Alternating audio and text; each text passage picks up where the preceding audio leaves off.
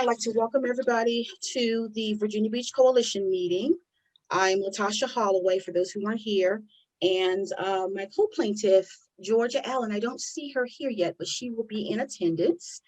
Again, we are a nonpartisan organization that seeks to speak truth to power, and we are happy to have our first town hall presentation this evening. And this evening, we are going to start out, you know, with this town hall meeting, introducing. Well, first, I'll read the rules of the town hall, if I may. The hearing is open to all members of the public. The Virginia Beach Coalition recommends that all that wish to comment or testify regarding voter protection, vote suppression, inequities, and lack of representation can register at the public hearing on our site within 30 minutes before our meeting starts. Those who wish to comment or testify anonymously may do so by notifying the coalition. Comments and testimony can be taken during the hearing, will be used to develop reports and recommendations to address the needs of this community. Throughout the night, you're going to hear me reading questions, and those are some of the questions that were already admitted by persons that wish to remain anonymous. Please leave your mute on for all persons until your name is called for questions. Limit your remarks to no more than 3 minutes at a time. That would give our guests an opportunity to thoroughly answer all questions that may be asked tonight. Place your questions in the comments section and you will be called on respectively. State and spell your name, please, for us. And if you cannot, we understand, you can still remain anonymous. State the problem, situation, or the occurrence that reflects a need for change in your community. And if you can, state the policy that's not being abided by and how a new system would affect that change. In sharing your personal experiences and anecdotes supporting your views, this is encouraged, and we hope that you all will enjoy the participation of tonight. And that being said, at this time, I would like to thank our guest panelists for participating in our town hall. It is my pleasure to introduce to you. We have here Miss Andrea Miller, and you are from the Center for Common Ground. And she's going to be sharing a wealth of information with us tonight, as well as Dr. Eric Claville. He's the director at the Center for African American Public Policy at Norfolk State University. So we like to welcome you both at this time. We're going to start off our conversation tonight with a question that was given to me anonymously, and that was about the vote. Do we all have equal access to and the unconditional right to vote? And we'll start off with you, Ms. Miller. Hey, thank you, Latasha. So great to be here with everybody. One of the things that really, really bothers me right now is when people talk about the, quote, right to vote. There are many of us who have an ability to vote, but the right to vote, let's kind of look at the way things happen. In most states, if you don't vote as often as they believe you should, then you will get kicked off the voting rolls. You will go from being registered to being unregistered. So, in other words, you obviously do not have a right to vote. If you had a right to vote, you'd have a right not to vote. In Virginia is one of 4 states, Virginia, Florida, Iowa, and Kentucky, where a felony conviction can result in lifetime felony disenfranchisement unless and until your voting rights are restored by the governor. Where in states like Maine and Vermont, who have very, very small community of color populations, their citizens can vote from prison.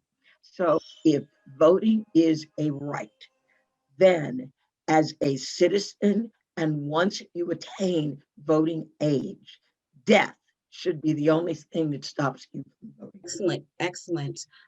Miss Dr. Claville, would you like to add anything to that? Sure. Well, first of all, thank you so much for having me here at this very important town hall and forum. Ms. Miller, it's good to see you again. And again, I think this is an extremely important conversation to be had, not just tonight, not just during the time of voting, but on the off voting seasons as well. Because we know that those that are desire to restrict the right to vote, that's where most of the work is done. So let me take a very quick legal historical look at having the right to vote. We do know that the country restricted the right to vote to certain of its individuals who were and were not citizens at the inception of the country. We know that women did not have the right to vote. We know that Black people did not have the right to vote because they did not have citizen status. But after the Civil War, we know that there was legislation created, what we call the first set of civil rights legislation, which mirrored the 1960s civil rights legislation mirrored during the time of LBJ. But it tried to create the right and give enforcement for the right to vote to newly freed slaves who became citizens, and women were also included in that as well. However, we do, and also the additional amendments, 13th, 14th, and 15th Amendment tried to do that. But we do know that restrictions were then created during the time of what we call Jim Crow to stop individuals to exercising their right to vote. So what were some of those restrictions? Some of those restrictions were what we call the grandfather clause, literacy tests, poll taxes, guess the number of marbles in a jar, guess the number of bubbles in a bar of soap, and even more ridiculous things as that. And when when all those tests were passed in those various jurisdictions, in order to intimidation, individuals were resorted to intimidation to stop people from voting. Fast forward in the 1960s civil rights legislation, then provided what we call teeth of enforcement in order to effectuate the rights of individuals to vote and those rights not to be abridged by local legislation or by what we call terrorism, domestic terrorism against those individuals in order to go vote. I have to pause there, and we have to keep in mind that there were individuals that lost their lives trying to register people to vote. Now, that's extremely serious within itself. They felt that the right to vote was so important that they gave their lives for it. Megan Evers comes to mind in registering individuals to vote in Mississippi. Of course, the civil rights workers, Cheney, Schwarmer, and I forget the other gentleman's name, slips my mind now, in Mississippi were also killed registering individuals to vote, and many, many others that go unnamed, right? So now we have a time period in history from 1965 until roughly the early 2000s where individuals are now voting at very high levels. And we saw highest level of vote in 2008, 2016, 2008, 2012, and 2020. What happened between that time period is what we call Shelby County versus Holder. And that's where there was an immediate challenge to the Voting Rights Act of Section 2. That knife that was taken to the pre-clearance and the protections of localities was a devastating initial attack upon the rights of individuals to vote. So what we saw then were cases, immediately legislators in Republican states or former Confederate states immediately went to their provisions to limit individuals with the right to vote. So in Greensboro in North Carolina, they limited the number of polling stations individuals could vote in primarily African-American areas. As a matter of fact, the Fourth Circuit stated that the provisions in the voting rights legislation that was passed during that time period in the legislature was surgically created in order to limit the right of Black citizens to vote, period. So what ends up happening now is the road becomes harder for individuals to vote.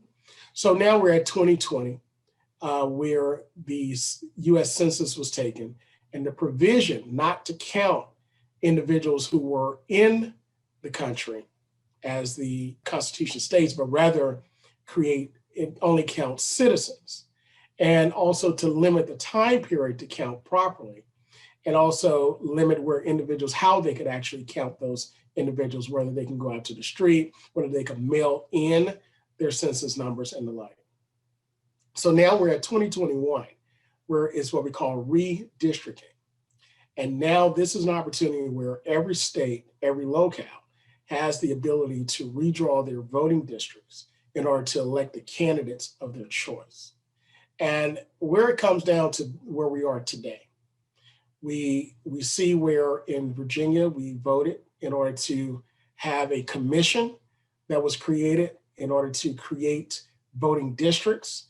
And basically the court is the only backstop that individuals have in order to stop any unjust redrawing of the lines. We haven't seen the effect of this commission yet, but I can tell you that it may not be as rosy as we thought it would be when individuals created this idea. Theoretically, it works, but in practice, I believe it does not. And Ms. Holloway, I just want to say one more thing, and I know I've taken a while, but I wanted to give a historical foundation as to what we're looking at as we go into this discussion. But what we have between 1965 and the early 2000s, we had localities create voting types of districts or voting systems in which to limit the effect of individuals' vote. So we have one here in Virginia Beach, we had one in Norfolk and other localities across the country where we created what's called at-large voting districts. And what that did, it diluted the power of choice communities and populations in order to elect the persons of their choice to represent them. There have been many compromises, dissent decrees across various jurisdictions entered into after litigation in various federal courts or negotiations or mediations. And now we have an opportunity now here in Virginia Beach to do something that actually helps to include the power and the voice of diverse persons in the community. Since 1970 to now, the community has changed tremendously, age-wise, gender-wise, and ethnicity and race-wise. So we're at that point again. And do we have the right to vote? Yes, we do. But do we have to fight to effectuate the full power of that vote against mechanisms that seek to limit that power? The answer is yes. Very well said from both of you. Okay, I'm going to ask the next question that was given anonymously, and it looks like this falls in line with what you were speaking of regarding the vote systems. They're asking if would the ward-based system remedy the discriminatory relation practices against Black, Brown, and poor people? And is there court jurisdiction in federal court where it has been proven which vote system is most equitable for communities of color? Thank you for the question. It's a very good question. There is no perfect system, but we actually go through these models as the country changes. Because I believe that we have what's called a living document, the living law. The Constitution was the foundation. But also we have laws that are created based on, from the Constitution, which is determined through generations and as our country changes, right? So we see things that were accepted in times past that are not accepted now, that should have never been. But we also see that gray area, things that may not have been accepted during that time period, but is accepted now, but is not illegal, is not unethical, but it's just a different time period. So the same is now, because communities are still highly segregated, some by choice, because you like to be around people of like history, of like looks, of like heritage, of like culture. Some communities are segregated in that way. And I don't like to use the word segregated when it comes to that because it's the freedom of choice. but some communities are systematically segregated by various things such as moving people out of the area, raising the property tax, raising the property value, establishing only private schools or parochial schools in a certain area and the like. So you end up segregating a certain group or population based upon income and the such, and also geographically. So the ward system or the district system, still we show, is the best way in order to effectuate the full voting power of members of various cultural and racial groups in a locality. I don't really see that going away anytime soon. I don't see it leaving, definitely not in my time, my generation, probably not in our children's generation either, because of how America has evolved around the question of race and ethnicity. But I do see probably in the next century, probably the 2200s, where that question of voting districts based upon race and ethnicity may not be as it is now.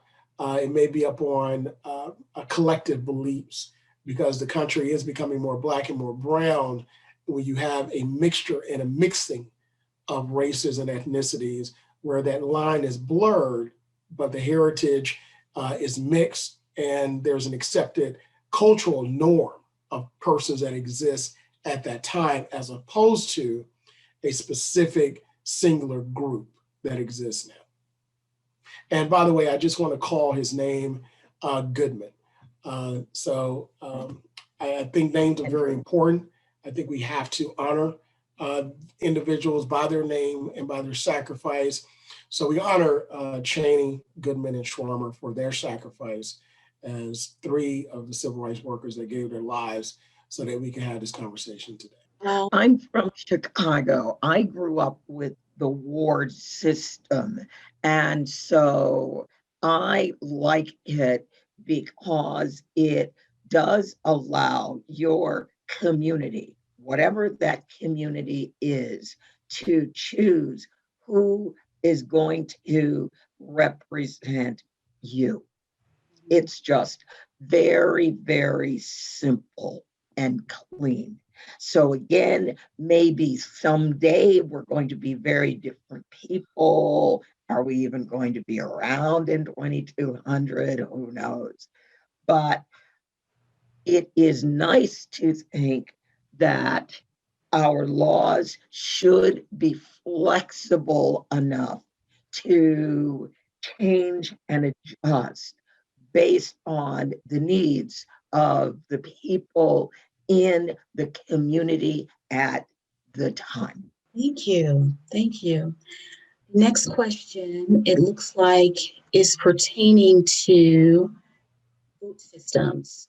Should we reconfigure council to a 6-to-1 ward-based system? And we'll start off with you, Mr. Claville.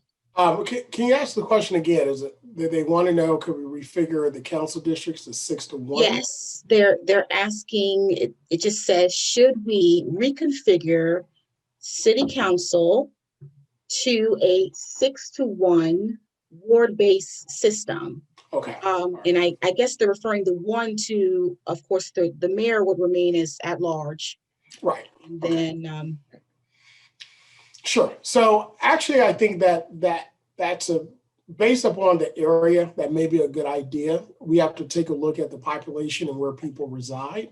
But I think that person may be referring to how there are 4 individuals with no residency requirements that are voted on the council, which I think also is a way to dilute individuals that may make it through, who are not of the traditional white establishment, that may end up getting in, and then you have 4 individuals who are just not there, which I don't think individuals that don't live in your community, and this is just me, should have a right to dictate the taxes, how the tax revenue is not only collected, but also how it's spent.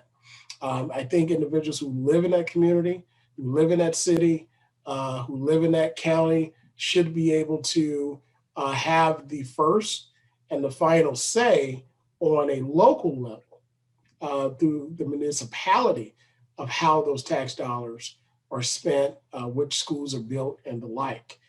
So I think that's a good idea to take away those non-residency requirement voters, not voters, but candidates, and only include individuals who are there. So I think that's probably what the person is, the question is asking. So I think the 6-1 would probably be appropriate in that case. Right.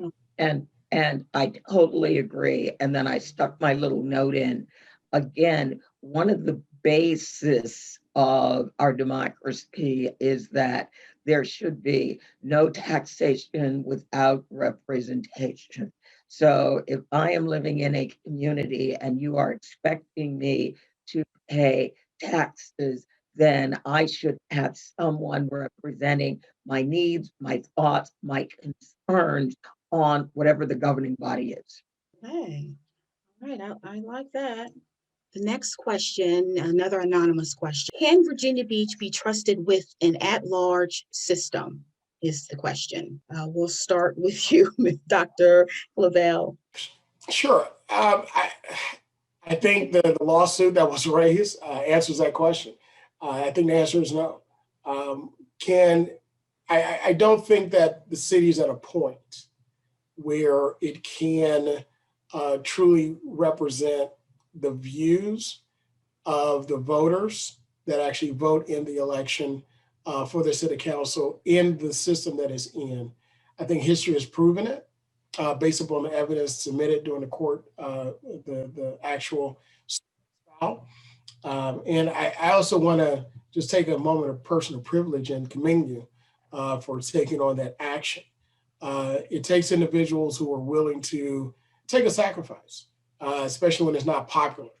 And that's where we see true movement and true change comes when you have a person of courage to take issues on. And it doesn't matter what issue it is, whether it's a kid at a school taking on the issue of taking up for the kid that's being bullied. I mean, that takes a lot of courage to do that. Or it's someone like Dr. King who took up issues, Gandhi, Nelson Mandela, many during the time of women's suffrage. Again, it doesn't matter who that person is, but it does hats off to the person that do it because we're a better society because of your efforts. Lastly, I'll just say this, is that systems at large, as a matter of fact, according to the U.S. Justice Department, under Section 2 of the Voting Rights Act itself, of course, which we know was created in 1865, it prohibited voting practices or procedures that discriminated against the basis of race, color, membership of minority groups. But it also challenged a lot of the cases that were raised were challenges to what we call at-large election schemes. And that's exactly what they were. They were schemes to create and dilute voting. So if you go back and take a look at the legislative history and do a case research, you'll see that the majority of the cases that were raised in the very beginning as relates to the Voting Rights Act were based upon at-large election procedures. And how about you, Ms. Miller? Well, when you talk about at-large procedures, if you expand that and make that bigger, then in some respects, you are really looking at gerrymandering as well, where there is a desire to dilute a population's voice by packing. So yes, there are districts, but they're like, let's figure out where all the Black people live and let's get them all in one district. So yeah, they're gonna have a representative, but suddenly now we have so diluted it so that it isn't going to be practical or possible for other areas to ever change. Look at what was going on with the congressional district in Virginia before Bobby Scott got elected. And what they did to allow us to elect Bobby Scott was there was this huge collection of where are the African Americans, and let's cram them all into Bobby Scott's district. In 2008, Bobby's district ran from Newport News all the way to Petersburg. So you could almost say, if you were Black and lived almost anywhere in the state, Bobby Scott was your congressman, and you'd almost be right as long as you weren't in Northern Virginia. Yeah. So it gets very, very interesting, and we have to be very, very vigilant about where these district lines are going. So again, not only do we have city district lines, but then we've got our state delegates, state senate, and then our congressional lines. And every 10 years, those lines are going to move, which is why the census is very, very important. And if I could piggyback on that, Ms. Miller mentioned a very important charge when it comes to joint districts. So once you eliminate the at-large system, then you start joint districts awards. So now there are other mechanisms used to dilute that vote, to limit the power of the vote by diluting it. And that's what Ms. Miller alluded to and described, where you create irregular drawn districts in order to put all individuals, try to put them in that particular district to dilute their influence on the vote. So when you, of course, it was unconstitutional, it was challenged. And by doing that, you now create two representative districts where you have now two African-American US congresspersons that are elected to represent the interests of the people in the Commonwealth of Virginia. You also see that where you have what's called packing. So when you dilute by drawing irregular districts, you dilute by packing individuals into those districts, and then you also limit the power of the vote by sprinkling those individuals into many districts on the edges. So you draw these districts so close together around the borders or the zip codes and the housing of the individuals, where now you're voting in one district, but your neighbor across the street is voting in another district, even though you hold the same views, you're in the same homeowners and schools, you attend the same church in that community, but your vote is now diluted, or the power is taken away because of that particular mechanism. So you also have to guard against that when you tear down the scheme, okay? So you have to remain vigilant throughout the process. It's a continuous process. As a matter of fact, if you look now at state legislators across the country, where the vote flipped to go Democratic this past presidential election year, they're back at work to now limit the power of the vote by, again, requirements, by limiting access to voting, access to polls, to limit mail-in voting, to create challenges to that. We saw that in Indiana, where you had this mechanism where it was left up to the human eye to determine if a person actually, if their signature on their driver's license matched the signature on the ballot. And just the slightest change that they would be able to justify that ballot was discarded, but notice was not given. But even if you had notice, the effect of it was that your vote didn't count, even if you challenged it through the administrative procedures or the court procedures, which by that time it was too late. And how many people are going to do that? You just don't have time. So Ms. Miller brought up a very good point about dilution. I just wanted to emphasize those additional mechanisms that are used once the at-large scheme is defeated with historical case law precedents and the law itself of the Voter Rights Act, Section 2. Thank you. How will the newly formed district committee support the city's attempt to diversify without any women and only one person of color? And how can we change this? Ms. Miller, you want to go first, or you want me to? I'm like, oh, my answer may boy. be a little, well, my constructive criticism may be a little long here. I'll let you. Well, you go ahead, and because you are on that side of the world, you go ahead. Wow. Again, it goes back to my initial comment about these ideas in theory. In theory, it works. It was a good idea in theory. However, how it made it to a constitutional amendment and created constitutional provision and created this after it was thought through and understanding the power of people and their bias. You know, the old adage says power corrupts, but absolute power corrupts absolutely, which is why checks and balances are so very important.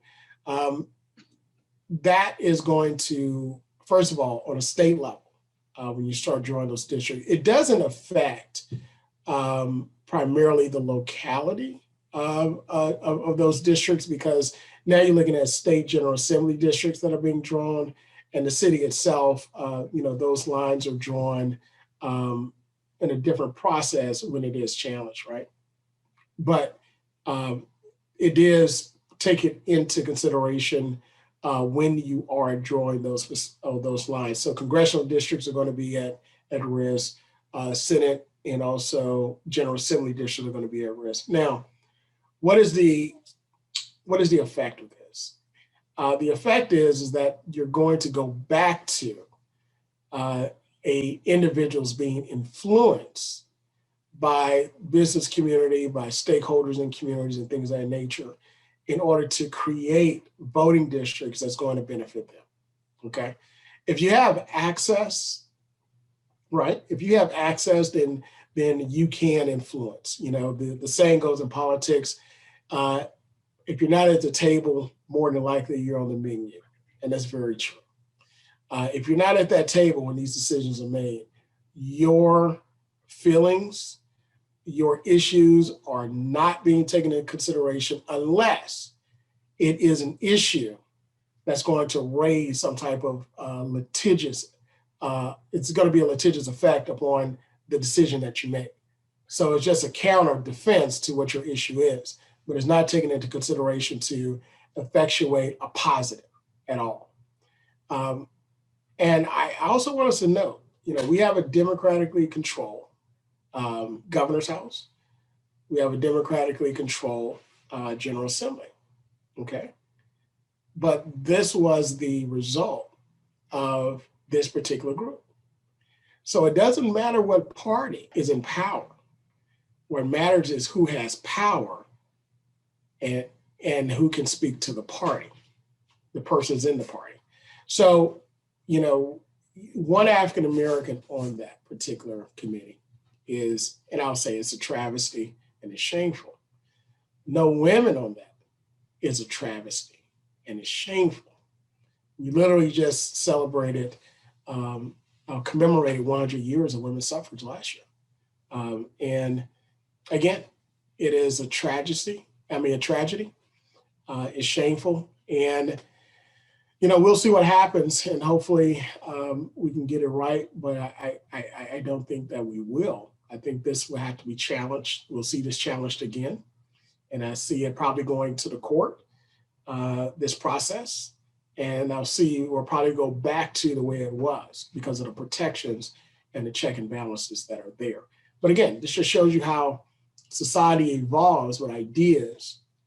We think it's a good idea, but the old sins of man tend to creep back in, you know, power and money and control tends to creep back in order to pervert the process. I'm going to grab that back half of what you said.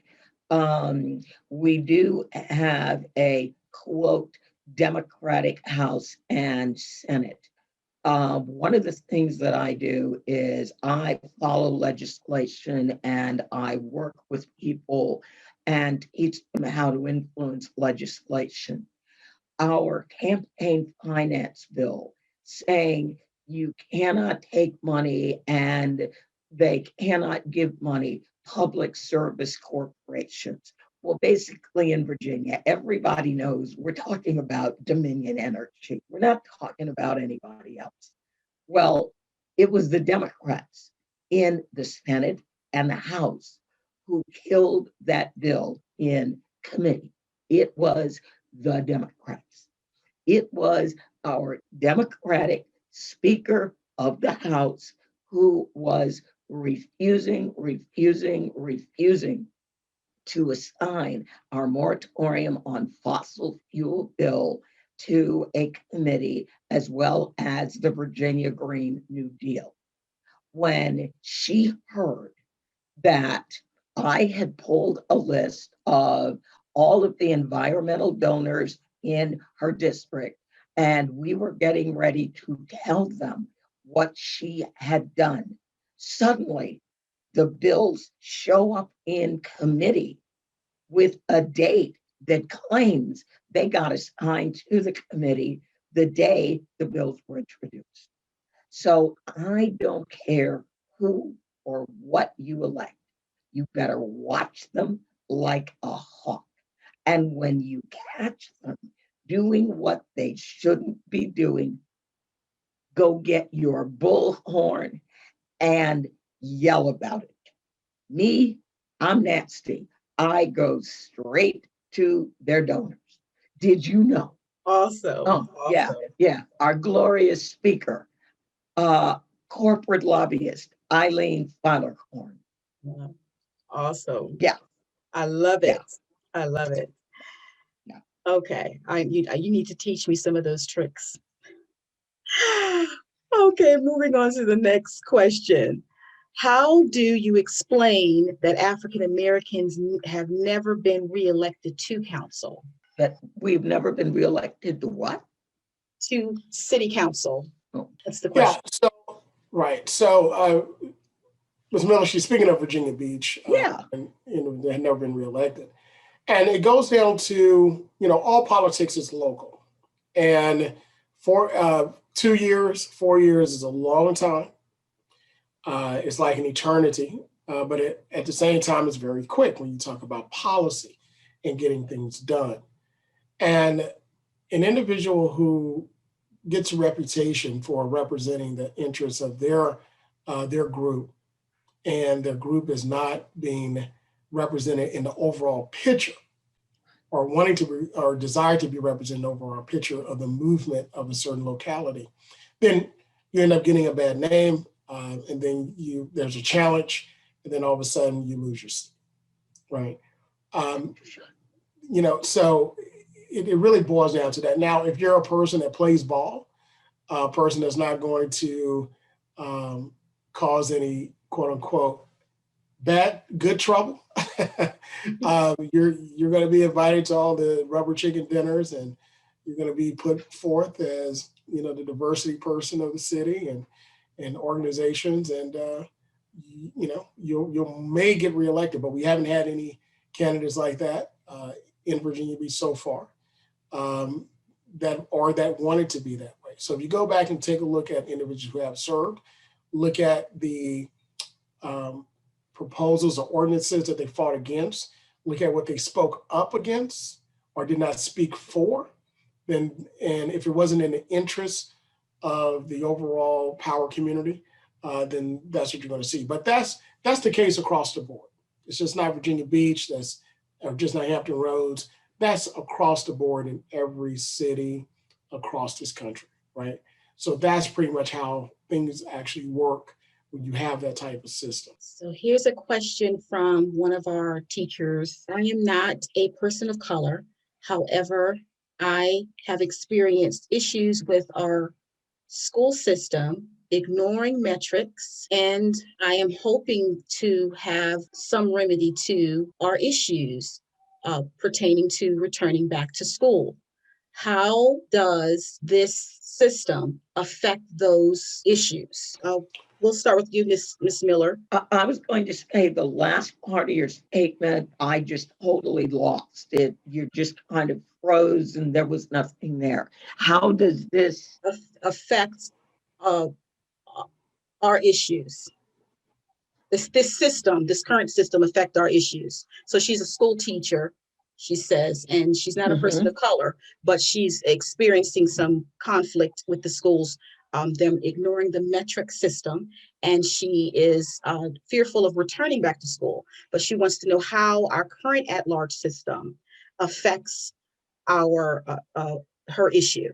Again, I don't live in Virginia Beach, so I can't really answer that question. There's kind of a whole bunch of things that could really be in that. When you're like, I don't know if she's teaching in the impacted area or she's in another area, and I don't know what the issues are. I myself was a teacher for 29 years. So it gets very, very interesting when you are looking at trying to influence a county city council to make a change in what they're doing to get a better outcome for, and again, is it a better outcome for students, a better outcome for teachers? There is just so much to unpack when you talk about schools, which is normally why you have that separate school board and they push everything over there. It's specialized. We can always follow up with their question later, for clarification. Yeah. How about you, Dr. Claville? I agree with the attendee statement, but and I'll say just in general, I think the person's probably asking the way that large system works and for school board as well, how that's affecting the overall decision. And I think it goes back to what we stated before, is that when you don't have someone representing a certain district or ward and speaking up for those individuals specifically, they kind of get lumped in all together, or they get pushed under the rug, right? Or not even addressed at all. I mean, we've seen political systems basically walk over or walk around wreckage and just kind of ignore it and believe, hey, it never happened, and they keep going. So when you have someone that represents you, that lives where you live, okay, that lives in the community where the school is, that makes a huge difference. And also when you have individuals that have children that go to the public schools, that makes a huge difference. I think that should be a requirement. That's just me. I don't think persons whose kids go to private schools should not be on boards that dictate what happens in public schools. But again, that's up to the voters, but I think that's something that every locality has to look at and also determine. So just in general, but I think according to the attendee statement, we can follow up with that person to find out exactly what they're looking for. And then also point them in a direction where they can have their voice heard, a forum with the school board and the like. I stuck a question in the chat, and my question is, how were the demands made to the decision makers? So one of the things that I frequently tell people, if you have needs, wants, and desires, and you don't make them known, then that's a shame on you. But if you have made your needs, wants, and desires known to the people who can resolve those needs, all right, now that's shame on them, and they need to be put on public blast. So I personally love public shaming. You're a public official. Let's go in for some public shaming. You are not doing what you're supposed to be doing, and you know you're not doing what you're supposed to be doing. Go do some shame, Latasha. love you guys. I love you guys. I'm telling you. Okay. Did that answer the question? I saw that Miss Karen Stout had something posted also. Did you have a question, Miss Stout, or something to add to that? Yeah, I just made a couple of comments, chimed in. Your speakers are much more knowledgeable than I. Well, we still But- want to know. We still want to hear what you have to say because Well, you were there. I have just been observing lately, and I haven't really attended all the school board meetings, but I'm having lots of conversations, following lots of conversations. And, I think many of us, teachers, parents, students, no matter what color we are realizing more and more that the school board and the city council do not represent the general interest in general. I know I used the word general 3 times. All right. But just the comments that I put in there, there's one school board member who, and I don't know anything about her personal life, and I don't even really want to say her name right now, but I'm sure everybody knows who I'm speaking of. I think at one point, all her children went to public school. They may not all go to public school now, but I think at least one of them still does. So, and we can see her position and the things she says, and she has her own page. And when she's in the meetings, it's almost as if she's not operating in the interest of the public schools. And she's a school board member. Right. How do we have a school board member that is not operating in the best interest of public schools? Teachers, parents, and students. Something's not right about that picture. And then, of course, city council is involved in that also. I think city council, there's uneven hands there, and there's uneven hands. I do wish you'd give us the name though, Karen, because couples. Huh? Oh, Victoria Manning. Oh yeah, don't let her. Wow. But, she goes and that- she lobbies. Like every time it's time for re-election, she's around asking her questions. I pose her the same questions every time. She always kind of walks away. And the reason I said, oddly enough, I didn't want to say her name is because she's made a name for herself. And she had all these signs out everywhere. And, I hate to act like people aren't, informed enough to vote based on information. They see her name everywhere. She got voted in again. And, and shut me up in a minute because I go on and on, but. No, you are wealth. You are wealth. Keep going. We want to hear I think everyone's this is opinion. important. We want to hear This. everything. This is why I'm here because, obviously I've noticed lots of unfair things, my whole life, but I think this is getting to the point of what the problem is. The power is in the wrong hands. And we see this being played out right now in the pandemic and the school decisions. We have a school board member who, some of these people might even be trying to get free public school. I don't know. It almost seems like that. I'm sorry. Okay. I'm just I say what I think and I don't know. But I do that's think okay. It's great that you're unfiltered. We need to hear that. There are people from initially private schools, then the parents lost their jobs and they're trying to get back into public, and their kids are having trouble adapting, especially since it's virtual right now. I know in the city of Virginia Beach, they kept pushing back. They were supposed to go last week, be like in person, and now they pushed it back. It's like they're finally taking it seriously. And then you have some students that have trouble paying for the internet bill, like their parents can't afford it. Of And course. one thing I learned, I tried to do the Cox thing years ago, right? Yeah. I didn't know this at the time, but then I went and dug a little bit deeper. Apparently, you have to be without internet from Cox for 6 months, right? Before they'll give you the $10 a month deal. And think about this, right? I don't have Verizon, I have Cox. So are they telling me my daughter has to go to the library now that COVID is here in order for me to get the $10 deal? That's my most of the provider, schools, Cox.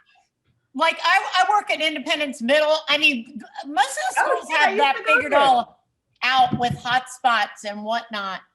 Yeah, I used But to go there. I love that school. I love that It's a school. really good And I school. forgot what my other comment was, and then I'll be quiet. I've talked about the school board member, and what was the other thing?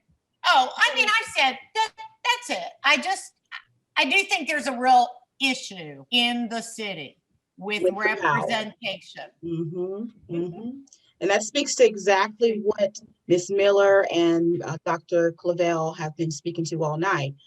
The importance of us understanding that power structure and making our demands known, you know. Okay, so here we are at the 7:30 mark, and we were only going to be in for an hour. So that hour has flown by. I would just love to thank you guys. Thank you, Ms. Miller. Thank you, Dr. Claville, for attending our first town hall. We will have more of these. You both were a wealth of information. Don't be surprised if your name comes up and the request is made for you to come back and join us again. We've learned Please so do. much from you, and we want to keep that education going. Isn't that right? Because education is power. And so I'd like to thank you all for attending this evening, and we will see you the next time. Meeting is adjourned. You guys have a Thanks. blessed day. Thanks for inviting me. Bye-bye. Bye-bye. Lovely seeing you, Dr. Claville, again. Been a while. Same here. Thank you so much, both of you. This has been fun. Thank you. And look, listen, for the record, I'll take the opposite side of Ms. Miller. I like working through the process, right? Because as you stated, this is educational, and the more you know, the more you can do to help change. Right. Because I'm a true believer that a converted Apostle Paul can do more good than a dead Saul. So we got to give people an opportunity. We have to educate them and show them a better way.